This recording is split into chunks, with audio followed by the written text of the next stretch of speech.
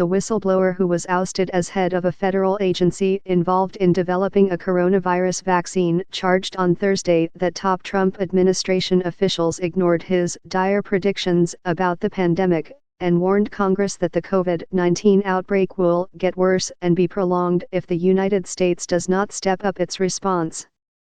The official, Dr. Rick Bright, who was abruptly removed last month from his position as head of the Biomedical Advanced Research and Development Authority, is testifying in person before a House subcommittee. But even before he began, President Trump called for his ouster, dismissing him as a disgruntled employee. "I don't know the so-called whistleblower Rick Bright, never met him or even heard of him," Mr. Trump wrote, "but to me he is a disgruntled employee, not liked or respected by people I spoke to and who, with his attitude, should no longer be working for our government." In his testimony before the Health Subcommittee of the House Energy and Commerce Committee, Dr. Bright warned that the window is closing to address this pandemic and said that this year could bring the darkest winter in modern history if the administration does not act. He called on the administration to develop a national testing strategy and create a plan for equitable distribution of essential equipment and supplies to eliminate what governors have described as a Wild West free-for-all competition between states. "Our nation was not as prepared as we should have been, as we could have been," Dr. Bright testified on Thursday morning. Dr. Bright has said he was removed from BARDA and reassigned to a narrower job at the National Institutes of Health, after he objected to the wide distribution of a malaria drug that Mr. Trump has promoted as a treatment for COVID-19.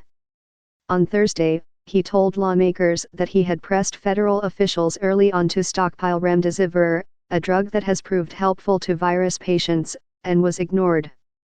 Instead, Dr. Bright said, he was directed to create an expanded access program for chloroquine and hydroxychloroquine, two versions of a malaria drug that Mr. Trump was championing as a possible treatment, even in the absence of data about the drug's effectiveness. He preferred a clinical trial, he said. Dr. Bright was not testifying under oath because he said he had come in his personal capacity and as a scientist, which became a point of contention early in the hearing as Republicans complained that he should be sworn in as a government official. Representative Greg Walden, the top Republican on the Energy and Commerce Committee, said the arrangement was pretty confusing and unusual to say the least. In his whistleblower complaint, he accused his superiors at the Department of Health and Human Services of letting politics and cronyism dictate contracting decisions, and said he was pressured to steer millions of dollars in taxpayer money to the clients of a well-connected consultant. The complaint exposed deep tensions between Dr. Bright and his boss, Dr. Robert Kadlec, Assistant Secretary for Health and Preparedness. HHS officials have strongly disagreed with Dr. Bright's characterizations. But the Office of Special Counsel, which is investigating the complaint, has found reasonable grounds that Dr. Bright was retaliated against, and has asked for his reinstatement for 45 days while its inquiry proceeds.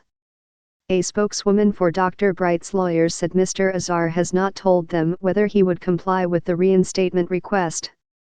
Shortly before the hearing was to begin, Dr. Bright forwarded a letter to the panel from the Office of Special Counsel, saying it had also made a preliminary determination of substantial likelihood of wrongdoing on the part of HHS officials.